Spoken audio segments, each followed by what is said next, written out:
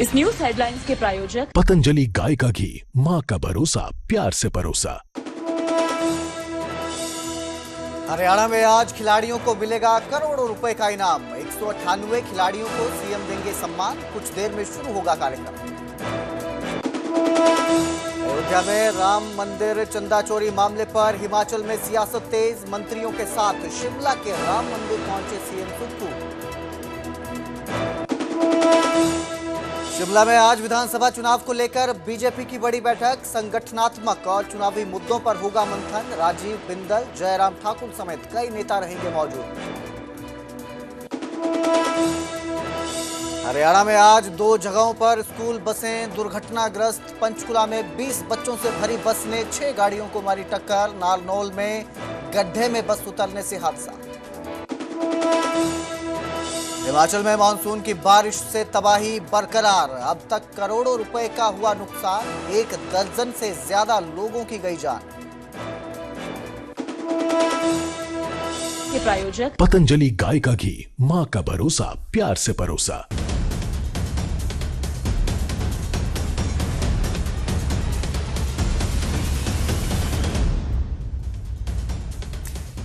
नमस्कार, स्वागत है न्यूज 18 पंजाब हरियाणा हिमाचल में। मैं आपके साथ कुलदीप भारद्वाज और हाजिर हूं हरियाणा हिमाचल प्राइम बुलेटिन लेकर। बुलेटिन की शुरुआत करेंगे 2 दर्दनाक हादसों के साथ। 2 जगहों पर ये हादसे सामने आए हैं। स्कूल बस हादसे का शिकार हुई है, दुर्घटनाग्रस्त हुई है। पहली पंचकुला में स्कूल बस थी जिसने 6 गाड़ियों को टक्कर मार दी। वहीं दूसरी नारनौल में अनियंत्रित होकर अनबैलेंस्ड होकर एक बस जो है वो गड्ढे में उतर जाती है। हादसे के दौरान मौके पर चीख पुकार मचती है। दोनों हादसों में गनीमत ये रहती है कि जो बस में सवार बच्चे थे, स्कूली छात्र थे, उनकी जान बच गई है, सभी सुरक्षित हैं।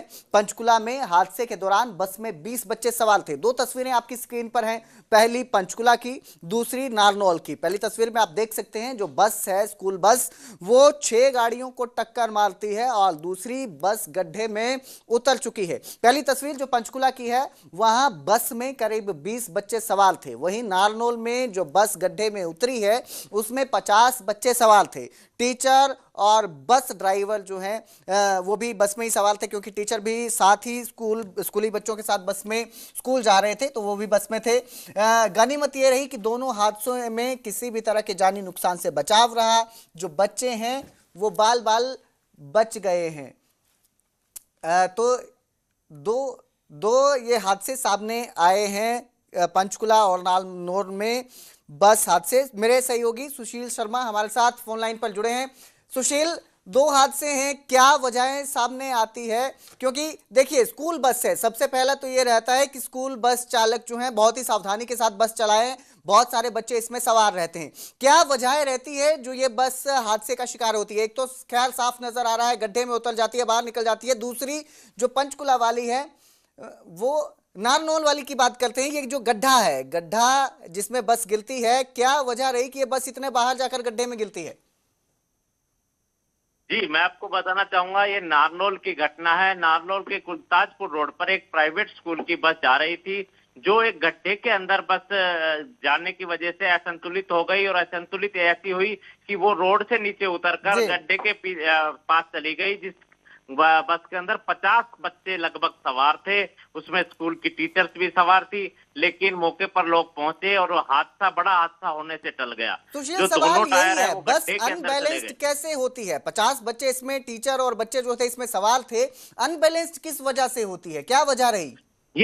ये टूटे रोड की वजह से अनबैलेंस हो गई। ये जो रोड है वो रोड भी काफी क्षतिग्रस्त है। रोड के ऊपर जगह जगह गड्ढे हैं। गड्ढे से बचाने के लिए जब ड्राइवर ने प्रयास किया तो वो जो बस के टायर था वो गड्ढे के अंदर चला गया। उसकी वजह से, अनियंत्रित होने की वजह से बस के दोनों टायर गड्ढे में जाने की वजह से बस जो है साइड में रोड से हट गई। और लेकिन कोई ऐसी अप्रिय घटना नहीं हुई जिससे किसी तरीके का कोई नुकसान हुआ। सुशील, सवाल यहाँ एक और भी है। गड्ढे होते हैं सड़कों में, नारनौल में अगर गड्ढे हैं सड़कों में, तो क्या स्पीड, जो रफ्तार थी बस की, वो नियंत्रित थी? जी, अभी पुलिस का कहना है कि मामले की जांच चल रही है कि बस की स्पीड कितनी थी। लेकिन जो ये हादसा हुआ, ये हादसे के कारण जो बताया जा रहा है प्राथमिक रूप से कि जो गड्ढे के जी। अंदर टायर जाने की वजह से बस अनियंत्रित हुई। जी बिल्कुल सुशील, फिलहाल जांच चल रही है, जांच के बाद ही साफ हो पाएगा। बहुत बहुत शुक्रिया इस तमाम जानकारी के लिए। तो दो तस्वीरें, दो बसें हादसे का शिकार होती हैं और फिलहाल जांच चल रही है हादसे की वजहों की कि क्या वजह रही जिस वजह से ये हादसे होते हैं।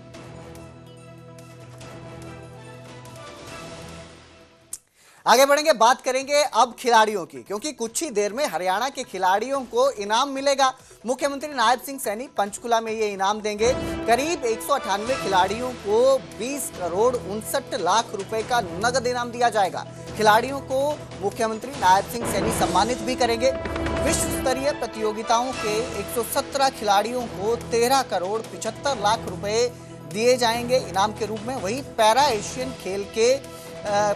खेल 2022 के 3 खिलाड़ियों को 2 करोड़ 32 लाख रुपए और राष्ट्रीय स्तर की प्रतियोगिता के 78 खिलाड़ियों को 4 करोड़ 52 लाख रुपए के पुरस्कार दिए जाएंगे। तो कुछ ही देर में हरियाणा के मुख्यमंत्री नायब सिंह सैनी खिलाड़ियों को सम्मानित करेंगे और नगद इनाम भी उन्हें दिया जाएगा। खेल को लेकर अक्सर हरियाणा में मुख्यमंत्री नायब सिंह सैनी खिलाड़ियों को प्रोत्साहित करते नजर आते हैं और खिलाड़ियों के लिए ही हरियाणा जाना भी जाता है और इसी के साथ आज खिलाड़ियों को सम्मानित भी किया जाएगा थोड़ी देर में।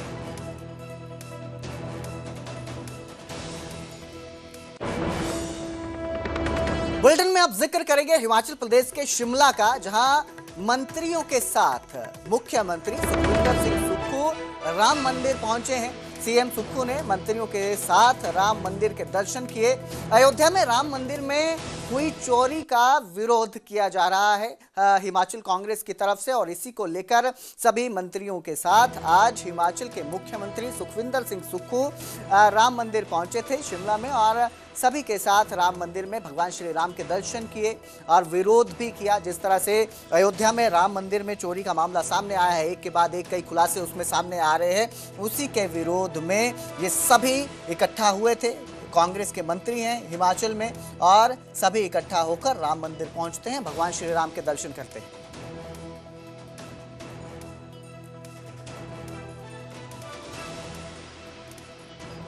इसके साथ ही शिमला में आज बीजेपी की बड़ी बैठक है। विधानसभा चुनावों को लेकर कोर समिति की बैठक है। संगठनात्मक और चुनावी मुद्दों पर इस बैठक पर मंथन होगा। प्रदेश अध्यक्ष राजीव बिंदल इसकी अध्यक्षता करेंगे। वहीं नेता प्रतिपक्ष जयराम ठाकुर भी बैठक में मौजूद रहेंगे। इसके साथ ही पूर्व मुख्यमंत्री प्रेम कुमार धूमल और इसके साथ ही सांसद अनुराग ठाकुर भी इस बैठक में शामिल हैं। तो ये बैठक चल रही है, मंथन चल रहा है इस वक्त।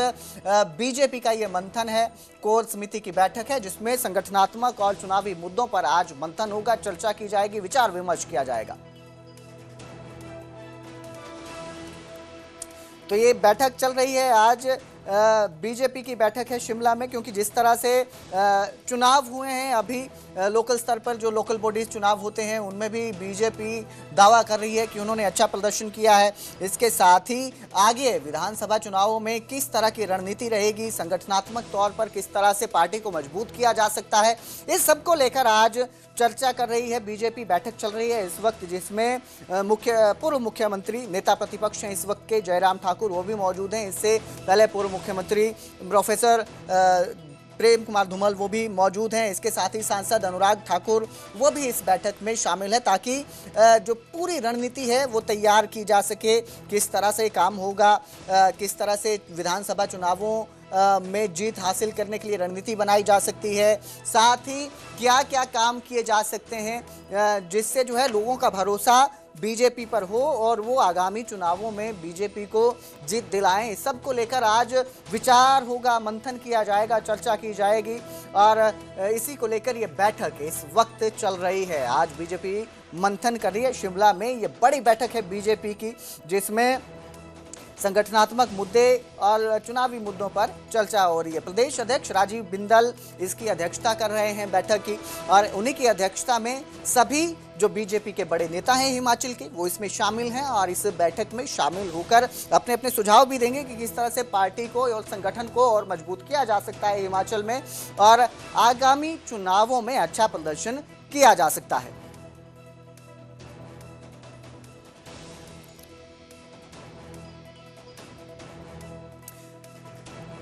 क्योंकि देखिए अभी हिमाचल में इसी तरह का देखने को मिलता है कि एक बार बीजेपी की सरकार है, फिर कांग्रेस की आती है, और इस बार कांग्रेस की सरकार है तो बीजेपी जो है अपना काम फील्ड पर करती नजर आ रही है। इस तरह से काम किया जा रहा है ताकि आगामी चुनावों में उन्हें फायदा पहुंचे। इसी को लेकर यह बैठक चल रही है।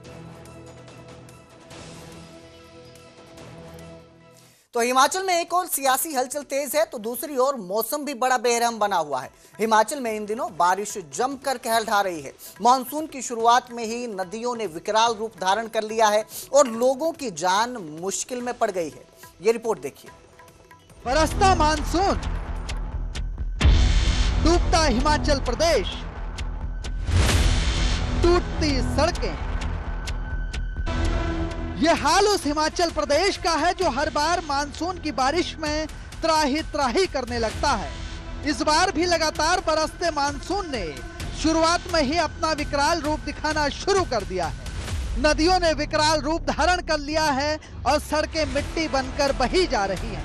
आने वाले दिनों में तबाही का मंजर अभी और भी ज्यादा भयानक हो सकता है। मानसून ने दस्तक दी है, तब से लगातार कुछ एक जिलों में बारिश का दौर रुक रुक के जारी है। कुछ एक जिलों में भारी बारिश भी लगभग हर एक दिन हमें देखने को मिल रही है। कल 5 जुलाई को भी हमें कांगड़ा, ऊना और सिरमौर जैसे जिलों में भारी बारिश देखने को मिली है। बारिश का ये जो दौर है रुक रुक के हिमाचल प्रदेश में अगले 5 से 7 दिनों तक लगातार हमें देखने को मिलता रहेगा। हिमाचल में पिछले 3 साल में भारी बारिश, बाढ़ और भूस्खलन की वजह से 1000 से ज्यादा लोगों की जान जा चुकी है। साल 2023 में बाढ़ और भूस्खलन की घटनाओं से करीब 509 लोगों की मौत हुई थी, जबकि 12,000 करोड़ रुपए का आर्थिक नुकसान भी प्रदेश को झेलना पड़ा था। साल 2024 में करीब 174 लोगों की जान गई और 2025 में 454 लोगों की मौत हुई। वहीं इस साल अब तक मानसून की शुरुआत में ही 12 से ज्यादा लोगों की जान जा चुकी है। मौसम विज्ञान केंद्र का कहना है कि आगामी जो 6 से 7 दिन है लगातार बारिश हिमाचल प्रदेश में होती रहेगी।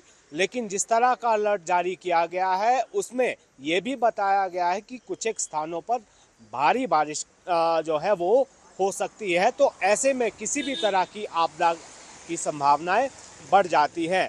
तो यहाँ से यही एडवाइस किया जा रहा है, अपील ये किया जा रहा है मौसम विभाग की तरफ से, जो लगातार अपडेट्स जारी किए जा रहे हैं, चाहे वो मौसम विज्ञान केंद्र शिमला की तरफ से हो, डिस्ट्रिक्ट एडमिनिस्ट्रेशन की तरफ से हो, चाहे राज्य सरकार की तरफ से हो, उन निर्देशों का जो है वो पालन किया जाना चाहिए और अनावश्यक यात्रा से बचना चाहिए। हर साल मानसून की बारिश से पहले सरकार की ओर से पुख्ता व्यवस्था बनाई जाती है और आपदा के प्रभाव को कम करने का दावा भी होता है, लेकिन मानसून की बारिश सरकार की तैयारियों और दावों को पूरी तरह से बहा ले जाती है। इस बार भी सरकार के मुताबिक मानसून से निपटने के लिए तैयारी पुख्ता है, लेकिन बरसते बादलों से तबाही का मंजर रुकने का नाम नहीं ले रहा है। पिछले साल से और जो 2023 में 2025 में जो नुकसान प्रदेश में हुआ उससे हमने बहुत सी चीज़ों को सीखा है। एक तो हम प्रदेश में नई ड्रेनेज पॉलिसी लेकर आए हैं, जिसमें हमने ये फैसला लिया है कि कोई भी नई सड़क में हम केवल और केवल बॉक्स कल्वर्ट्स ही जगह जगह पे बनाएंगे, ताकि उससे जो मलबा फंस जाता है, उससे जो पानी रोड्स पे फंस जाता है और उससे सड़कें ख़राब होती है, सड़कें धंसने शुरू हो जाती है, बगीचे धंसने शुरू हो जाते हैं, तो वो ना हो, ये हमारा प्रयास रहेगा। बहरहाल मानसून की बारिश से हिमाचल में होती तबाही की शुरुआत अब फिलहाल यूं ही जारी रह सकती है, क्योंकि मानसून के शुरुआती 6-7 दिनों में ही जब 50 से ज्यादा सड़कें बंद हो गई और 12 से ज्यादा लोगों की जान चली गई, तो आगे हालात क्या होंगे इसका अंदाजा लगाया जा सकता है। शिमला से रणवीर सिंह, न्यूज़ 18 पंजाब, हरियाणा, हिमाचल।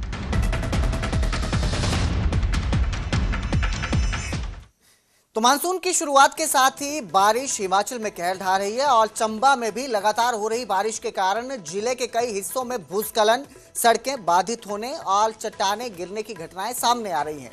जिला प्रशासन के अनुसार पिछले 1 सप्ताह से जारी बारिश के चलते जिले में करीब 40 सड़कें अभी भी यातायात के लिए बंद हैं। इसके अलावा 15 क्षेत्रों में बिजली आपूर्ति और 5 क्षेत्रों में पेयजल आपूर्ति प्रभावित हुई है।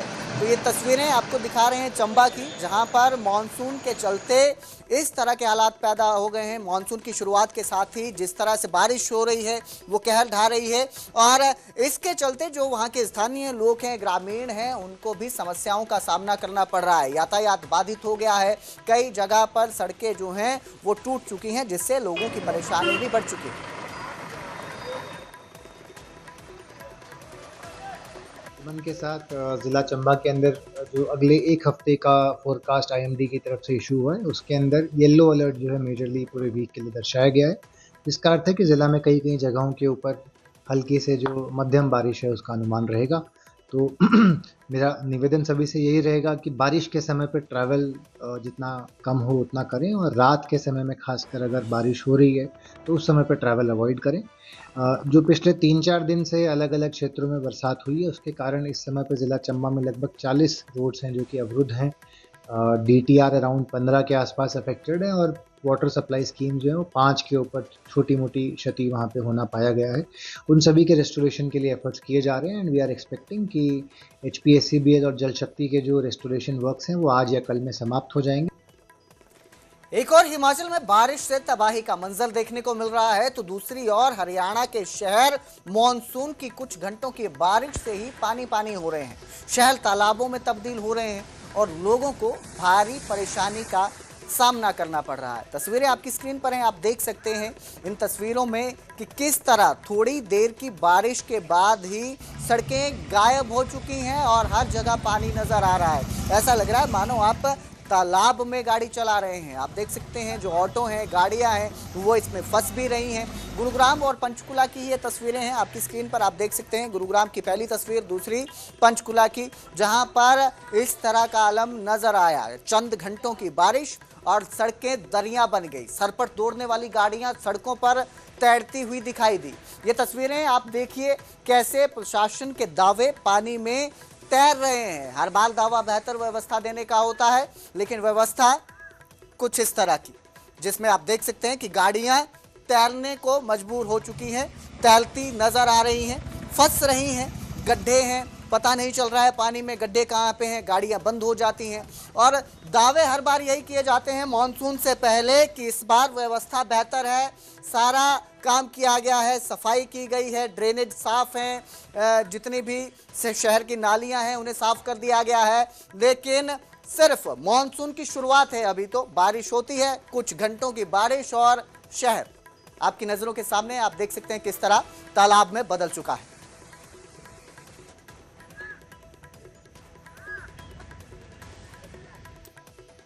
आगे बढ़ेंगे, अब बात करेंगे हांसी के चनौत गांव की, जहां पर पानी को लेकर चल रहे विवाद पर सियासत भी तेज हो चुकी है। विपक्षी नेताओं की ओर से लगातार इसको लेकर सरकार पर निशाना साधा जा रहा है। इसी बीच केंद्रीय मंत्री मनोहर लाल ने विपक्षी नेताओं पर पलटवार किया और कहा कि हमारी सरकार बिल्कुल सही तरीके से चल रही है।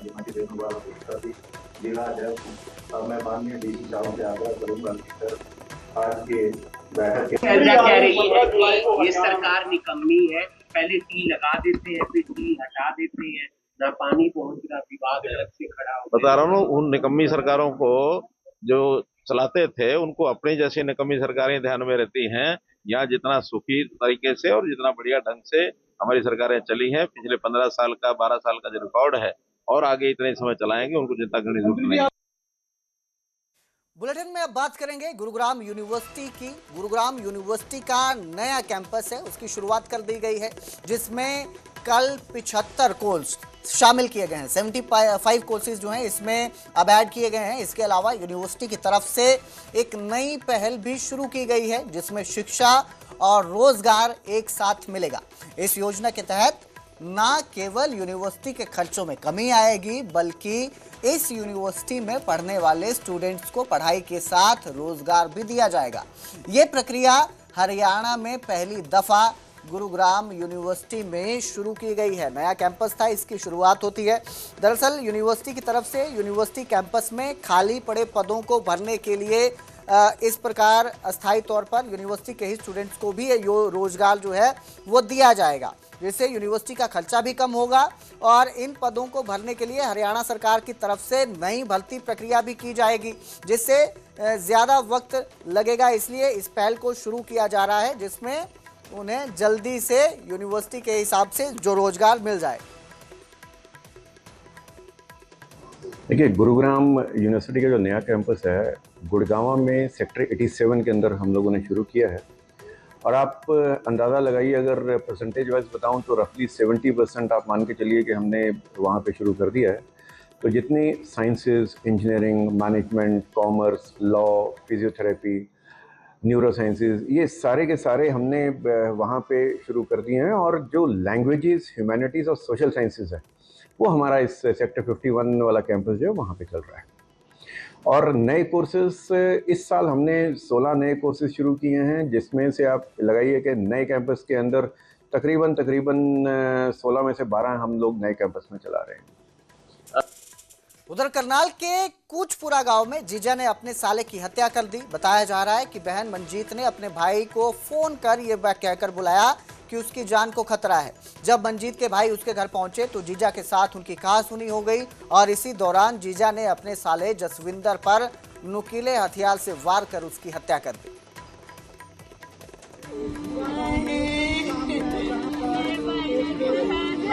पहले तो मेरे ऊपर कार्रवाई थी, फिर यहाँ नू बोले नु का तेरे भाई और न बलाल नु का जी भेजेंगे, नु तो इतना करते नु का नु को नहीं भेजते। मैं तो अंदर कमरे में मूंद दी। पहले तो बात करी, उसने अपने यार दोस्त खट्टे करे, नु का मेरे साले यहाँ लग रहे, नु का काम तैयार राखियो, नु का डंडेबाजी, नु का जितने नु का हथियार नु का सारे तैयार राखिए। और पापा भी फोन कर दिए, नु का पापा सारी चीज तैयार राखिए, नु का चाकी पा भी आवेंगे। अपने तो उसने सारे तैयार कर लिए। मेरे भाई और जब मैंने लेने वास्ते गए उनके ऊपर ये चाकू छुरे बरसाए। कौन जसविंदर नाम का व्यक्ति है, इसकी बहन की शादी यहाँ कूचपुरा में हुई थी मंजीत कौर के लिए, हो गए 1.5 साल पहले। तो उनका पहले भी पारिवारिक विवाद सा चल रहा था, गुड़िया के साथ तंग तुम कर रहे थे जो संज्ञान में आया। तो उस गुड़िया ने कल फोन किया अपने परिवार वालों को कि भाई मेरे को ऐसे ऐसे परेशान कर रही है। तो ये तीनों भाई वहाँ पे आ गए। ये कूचपुरा की जैसे मुड़ते हैं वहाँ पे। रोहतक में शरारती तत्वों ने गाड़ियों के शीशे तोड़ दिए। कई गाड़ियों के शीशे तोड़कर मौके से फरार हो गए और ये पूरी वारदात सीसीटीवी में कैद हो जाती है। पुलिस ने आरोपियों के खिलाफ फिलहाल मामला दर्ज कर लिया है, जिसमें ये आरोपी हैं गाड़ियों के शीशे तोड़ते हैं और फिर मौके से फरार हो जाते हैं। तस्वीरें आपकी स्क्रीन पर है, आप देख सकते हैं कि किस तरह से आरोपी आते हैं और जो गाड़ियां खड़ी थी उनके शीशे तोड़ते हैं, हुड़दंग मचाते हैं और फिर मौके से फरार हो जाते हैं।